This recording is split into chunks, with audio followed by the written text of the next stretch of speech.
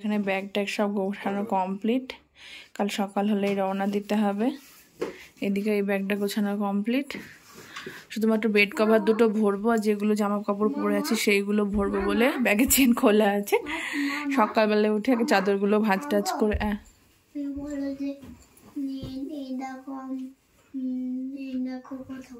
এই দেখো রিত টেলিফোন পেয়ে ভীষণ খুশি। ও তো চাইছিল হোটেলে একটা টেলিফোন থাকুক, ও সারাদিন এরকম করে কানে দিয়ে কথা বলবে। তো টেলিফোন দেখেনি এর আগে, না দেখেছিস না? এর আগে একবার দার্জিলিং এসে দেখেছিলাম। টেলিফোনের প্রতি ওর খুব মানে ভালোবাসা জন্মে গেছে। ও সেই আসার আগে থেকেই বলছে, মা টেলিফোন আছে তো, টেলিফোন আছে তো। সারাক্ষণ কানে দিয়ে কাকে যে ফোন করছে। কাকে ফোন করছে শোনা?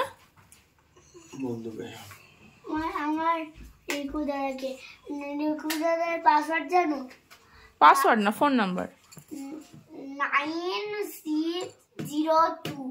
ও আচ্ছা, 9602। ঠিক আছে, তো আমরা কাল সকালে বাড়ি চলে যাচ্ছি। আচ্ছা, তো এখন আমরা ঘুমিয়ে যাব। গরম করে নিলাম। ওটাই দেখো। কি দেখাবো? হ্যাঁ, ওদিকে একটা জল দিয়ে গেছে। হ্যাঁ, তো একটু জল গরম করে নিলাম। আর একটু সেরিগ্রো নিয়ে এসেছিলাম রিদের জন্য, তো সেরিগ্রো খাইয়ে দিই। আমরা তো এই 8:30টার দিকে বেরিয়ে যাব। ব্রেকফাস্টটা বাইরেই রাস্তায় কোথাও করে নেব, তখন যদি দেরি হয় ওর খিদে পেয়ে যাবে। আর আমরা একটু চা বিস্কুট খেয়ে বেরিয়ে যাব। ওটা রেখে দিয়ে, ওটা রেখে দিয়ে।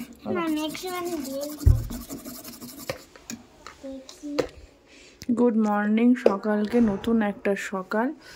বাইরেতে এখনো একবার রোদ উঠেছিল, আজকে তো ওয়েদার দেখাচ্ছে প্রচণ্ড মেঘলা থাকবে। কাঁচটা পুরো একদম কুয়াশাতে ভিজে গেছে। তো মাঝে মাঝে যখন কুয়াশাটা সরে গিয়ে হালকা একটু রোদ উঠছে, বাইরেটা এত সুন্দর লাগছে দেখতে। দেখুন, নীল রঙের আকাশের উপরে সাদা পেঁজা তুলোর মতো মেঘ ঘুরে বেড়াচ্ছে। কি যে অপূর্ব দৃশ্য, মনে হচ্ছে এক ঝাঁক রাজহাঁস উড়ে উড়ে যাচ্ছে। সত্যি প্রকৃতির কি অপূর্ব সৃষ্টি, তাই না?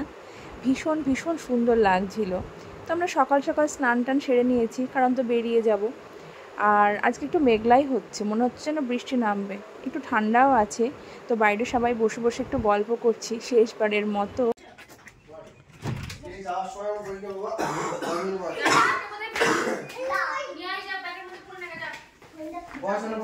আমাদের এই জায়গাটাই দিয়েছিল, কিন্তু আমাদের গল্প করতে টাইম পাই না।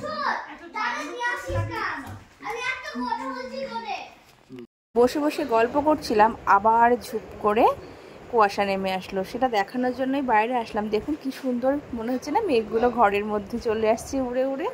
এই যে হঠাৎ করে অন্ধকার হয়ে যাচ্ছে, আবার মেঘটা সরে গিয়ে একটু আলো চলে আসছে। এই দেখুন পুরো কালো মেঘ করে গেছে, ভালো মতোই বৃষ্টি নামবে মনে হচ্ছে। হোটেল থেকে চেক আউট করে আমরা চলে এসেছি। এখন লাগেজগুলো গাড়িতে তোলা হচ্ছে। এবার যেহেতু মেঘ করে আছে, যখন তখন বৃষ্টি নামতে পারে, কারণ পাহাড়ে যখন তখন চুপ করে বৃষ্টি নেমে যায়। সেই জন্য লাগেজগুলো তুলে ভালো মতো সেগুলো ঢাকতে হবে। আর ড্রাইভার ভাই সেটারই প্রস্তুতি করছে। একদম অসাধারণ, শুধু চারিদিকে মেঘ, রাস্তায় মেঘ চলে আসছে। আমরা একটা রাস্তা চলতি হোটেলে দাঁড়িয়েছি খাওয়ার জন্য। তো পাহাড় থেকে আমরা চলে যাচ্ছি। আর মোমো আমাদের ওখানেও পাওয়া যায়, কিন্তু পাহাড়িয়া কোনো দোকান থেকে পাহাড়ের স্পেশাল খাবারটা না খেয়ে গেলে তো হয় না। তাই সকালে জলখাবারটা মোমো দিয়েই সারলাম। এই যে বলতে না বলতেই বৃষ্টিও নেমে গেছে, ঝমঝম করে বৃষ্টি পড়ছে। আর সত্যি পাহাড়ে বৃষ্টির একটা অন্যরকম সৌন্দর্যই আছে। পাহাড়ে বৃষ্টি।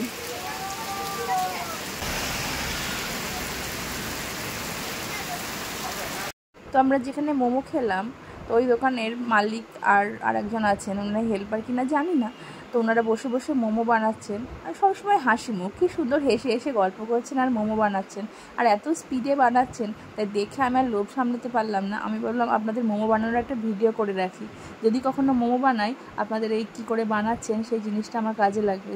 আর ওনারা এটা বানাচ্ছেন ভেজ মোমো, ওই বাঁধাকপি এসব দিয়ে কোনো একটা পুর বানিয়ে নিয়েছে, তো সেটা দিয়েই করছেন। আর সত্যি পাহাড়ে মানুষের জীবনযাত্রা খুব সরল, এরা খুব সরল সাদাসিধে হয়। আমরা এই একটুখানির মধ্যে দোকানে এসে এত হইচই চিৎকার চেঁচামেচি করছি, কিন্তু ওনারা মানে একটাও বলছেন না যে আপনারা কেন এত চিৎকার করছেন বা কিছু। বেশ হাসি মুখে সমস্ত কিছু হ্যান্ডেল করছেন। আমরা যা বলছি অমলেট করে দিন, এই দিন এই দিন, সমস্ত কিছু বেশ হাসি মুখেই সমস্ত কিছু করে দিচ্ছেন। আর এই যে এই দিদিটা হৃদকে খুব পছন্দ হয়েছে। আসলে হৃদের চোখগুলো তো ছোটো ছোটো ওনাদের মতনই দেখতে, নাকটা বোচা বোচা। তো বলছে আয় তোর সঙ্গে একটা ছবি তুলি, সেই জন্য হৃদের সঙ্গে একটা ছবি তুলছে। আমরা আস্তে আস্তে নিচের দিকে নামছি আর মনটা খারাপ করছে। মনে হচ্ছে এই তো চলে এলাম, ভালোই ছিলাম, বেশ কদিন আনন্দে কাটলো। আর এখন আমরা চলে এসেছি কার্শিয়াংয়ে। তো কার্শিয়াংয়ে একটা ভিউ পয়েন্ট আছে, ওখানে একটু গাড়িটা থামাতে বললাম। ওইখানে একটু দাঁড়িয়ে মানে চারিদিকটা দেখবো, এক্ষুনি তো নেমে যাব, আর একটু পাহাড়টাকে উপভোগ করে নিই। তো দাঁড়িয়ে গেছি, চায়ের বাগান, আর সামনের রাস্তাটা ভীষণ সুন্দর। দূর থেকে অনেকটা মানে একটা টার্নিং দেখা যাচ্ছে, একটা না বেশ কয়েকটা টার্নিং দেখা যাচ্ছে, আর গাড়িগুলো যাচ্ছে, দেখতে খুব সুন্দর লাগছেও। তো উপর দিকে বেশ ঝমঝমিয়ে বৃষ্টি পড়ছিল, কিন্তু আমরা অনেকটা নেমে এসেছি, এদিকে এখনও বৃষ্টি পড়তে শুরু করেনি, তবে মনে হচ্ছে টিপটাপ শুরু হচ্ছে আস্তে আস্তে। তো ওরাও একটু দূরে গিয়ে একটু ছবি টবি তুলছে, আর ভিউটা ভীষণ সুন্দর। কিন্তু এই যে মেঘ কালো করে আছে, মনে হচ্ছে এখনই বৃষ্টি আসবে। তো মনে হচ্ছে আবার তো সে একঘেয়ে জীবন, আবার রোজ সকালে ওঠো, কাজ করো, কাজে যাও। এই কাজের ফাঁকে একটু আধটু এরকম ছুটি হলে, বন্ধুদের সঙ্গে ঘুরতে বেরোলে বেশ মন্দ লাগে না। আর আমরা একদম সমতলে নেমে এসেছি, এই যে সমতলের চা বাগানগুলো দুপাশ দিয়ে। তো আমরা অনেকটা আগেই পৌঁছে যাব, আমাদের তো 3:20 দিকে ট্রেন। তো ট্রেন যদি লেট না থাকে, রাইট টাইমে আসে, তাহলে 3:20তেই ট্রেন ঢুকবে। তো আমরা গিয়ে খাওয়া দাওয়া করব, তারপর একটু বসবো, মানে হুটোপাটা যাতে না হয় সেজন্য সকাল সকালে বেরিয়ে এসেছি। আবারও সেই একই রিটায়ারিং রুমে বসে আছি, তবে সেদিনের ফিলিংস আর আজকের ফিলিংসের মধ্যে অনেক অনেক পার্থক্য। সেদিন ছিল একটা অদ্ভুত আনন্দ, অদ্ভুত ভালো লাগা, নতুন করে সব কিছু দেখার। আর আজকে হচ্ছে মন খারাপ, সব কিছু ছেড়ে বাড়ি চলে যেতে হবে। খুব মজা পেয়েছে, আজকে ঘুমাতে হবে না ট্রেনে, আমরা বসে বসে চলে যাব। আমার আগের ভিডিওতে আপনারা দেখেছেন যাওয়ার দিন ছেলে কীরকম কান্নাকাটি করছিল ট্রেনে। তো আজকেও খুব খুশি, আমরা দিনে দিনে ট্রেনে উঠেছি, অন্ধকার নেই ট্রেনে, তারপরে আমাদের ঘুমাতে হবে না, আমরা মানে রাতেই বাড়ি পৌঁছে যাব, ট্রেন থেকে নেমে যাব, সেই জন্য খুব আনন্দ পেয়েছে।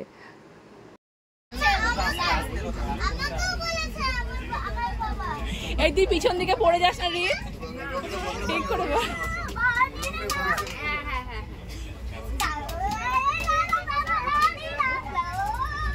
সেদিন তো ট্রেনে কিছু খেতে পারিনি, যেহেতু রাতে ট্রেন ছিল, আজকে দিনের ট্রেন, সেই জন্য আমরা একদম ভেবেই নিয়েছি ট্রেনে যা উঠবে টুকটুক করে একটু একটু করে খাবো। তো প্রথমে মুড়ি নিয়ে নিয়েছি, আর মুড়ি খেতে খেতে আমাদের চলছে এখানে লুডো খেলা, কারণ অনেকটা ট্রেন জার্নি তো, আর কতক্ষণ আর গল্প করব, গল্প করতে করতে বোর হয়ে গেছি, তাই একটু করছি লুডো খেলা। লুডো খেলা শেষ হয়ে গেলে আবার গল্প হবে। তো লুডো একদম জমে উঠেছে আমাদের 3 জনের মধ্যে। আর লুডো খেলতে কে নাই ভালোবাসে, তবে এই লুডো খেলাটা জনপ্রিয় হয়েছিল কিন্তু করোনার সময়, তাই না বলুন? সেই যে বন্ধুদেরকে ইনভিটেশন দিতে হতো লুডো খেলার জন্য, তারপর ওরা অ্যাকসেপ্ট করলে পারে, তারপর 4 জন হোক বা 2 জন হোক, বেশ খেলা যেত, সময়ও কাটতো খুব ভালো। আমি তো খুব খেলতাম আমার পিসির ছেলের সাথে। ট্রেন এখন মালদায় ঢুকে গেছে, তো এখান থেকে কিছু খাবার তুলবো, আর ছেলেরা বললো ওরা ট্রেন থেকে নেমেই খেয়ে নেবে, কারণ ট্রেন এখানে কিছুক্ষণ দাঁড়ায়, তো এখানে রুটি তরকারি বেশ পাওয়াও যায় স্টেশনে, গরম গরম ওরা নেমে খেয়ে নেবে।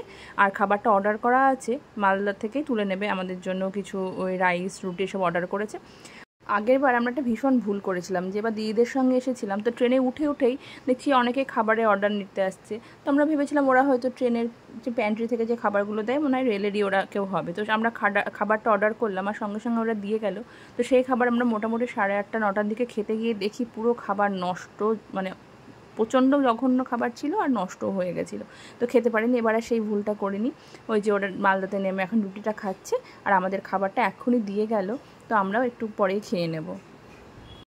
তো এখানে আমাদের দিয়েছে ডাল, একটা এঁচোড়ের তরকারি, 2টো ডিমও দিয়েছে, মিষ্টি, স্যালাড, আর খাবারটা বেশ ভালোই ছিল, টেস্ট ছিল।